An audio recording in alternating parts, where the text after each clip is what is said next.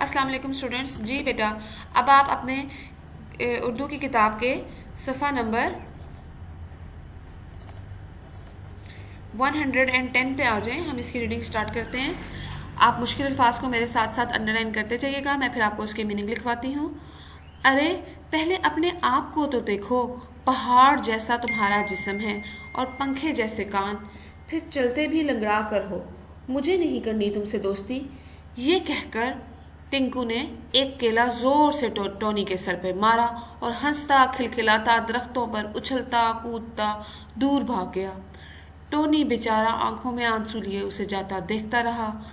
टिंकू और मिंकू दोनों भाई थे, लेकिन मिंकू जितना समझदार और फरमाबरदार था, टिंकू इतना ही लापरवाह और नाफरमान।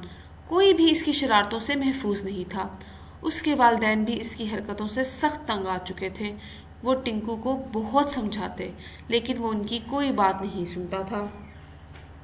एक दिन टिंकू वालिदैन की इजाज़त के बगैर चोरी छुपे जंगल की सैर के लिए निकल पड़ा और दरख्तों पे उछलता कूदता काफ़ी दूर निकल गया। भूख लगी तो इसने मुख्तलिफ किस्म के मज़ेदार जंगली फल खाकर अपना पेट भरा। घूमते फिरते वो थक गया तो एक दरख्त पर बैठकर सस्ताने लगा।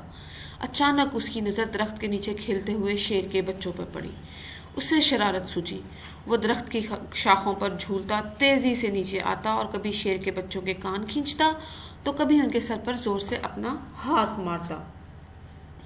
शेर के परेशान और डरे हुए बच्चों को देखकर इसे बहुत मजा आ रहा था। वो खी खी करके हंस रहा था कि अचानक एक तरफ से शेर नमूदार हुआ।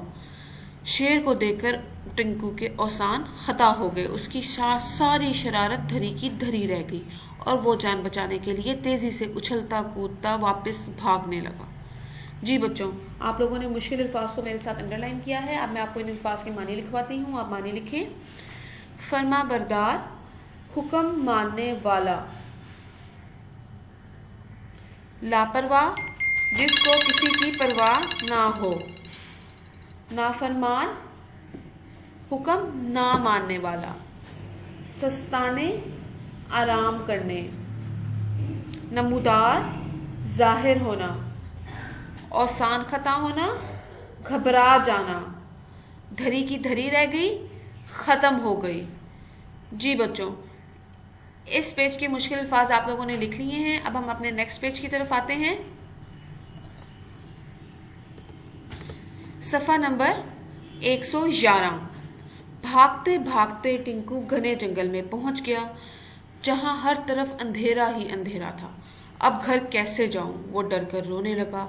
क्या हुआ दोस्त, क्यों रो रहे हो? आवाज सुनकर टिंकू ने देखा तो सामने टोनी को खड़ा पाया। मैं जंगल में खो गया हूँ, अब घर कैसे जाऊं? टिंकू बोला। तो क्या हुआ, आप मेरे ऊपर सवार हो जाएं, मैं आपको आपके घर पहुंचा देता हूँ, टोनी ने कहा। और फिर वो टिंकू को साथ लिए आगे बढ़ा और मुख्तलिफ रास्तों से होता हुआ टिंकू के घर पहुंच गया। टिंकू तेजी से उछलकर टोनी के ऊपर से नीचे उतरा और दौड़ता हुआ घर में दाखिल हुआ। उसने अपने वालिदैन को सारा वाकया सुनाया और उनसे माफी मांगी और आइंदा उनकी नाफरमानी ना करने का वादा किया। उसके वालिदैन ने इसे गले लगाकर प्यार किया और फिर टोनी का भी शुक्रिया अदा किया कि उसने उनके बेटे की जान बचाई। इसके बाद टिंकू ने टोनी से भी माफी मांगी, उसे अपना दोस्त बना लिया और आइंदा शरारत करने और किसी की माजूरी का मजाक उड़ाने से तौबा कर ली। जी बच्चों, आपने इनके मुश्किल अल्फाज को अंडरलाइन किया है मेरे साथ साथ। अब हम इसकी मीनिंग लिखते हैं।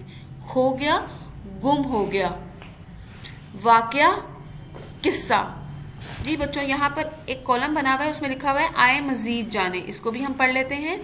नबी करीम सल्लल्लाहु अलैहि वसल्लम ने वालिदैन की नाफरमानी को गुनाह कबीरा करार दिया है, यानी कि इसको सबसे बड़ा गुनाह करार दिया है। तो हमें अपने वालिदैन की बात माननी चाहिए और कभी भी इनकी नाफरमानी नहीं करनी चाहिए। जी बच्चों, अब हमने सबक नंबर 18 टिंकू ने कर ली तौबा के पढ़ाई कर ली है। कल हम इंशाल्लाह ताला इसके अल्फाज मानी करेंगे। अपना ख्याल रखिएगा। अल्लाह हाफिज।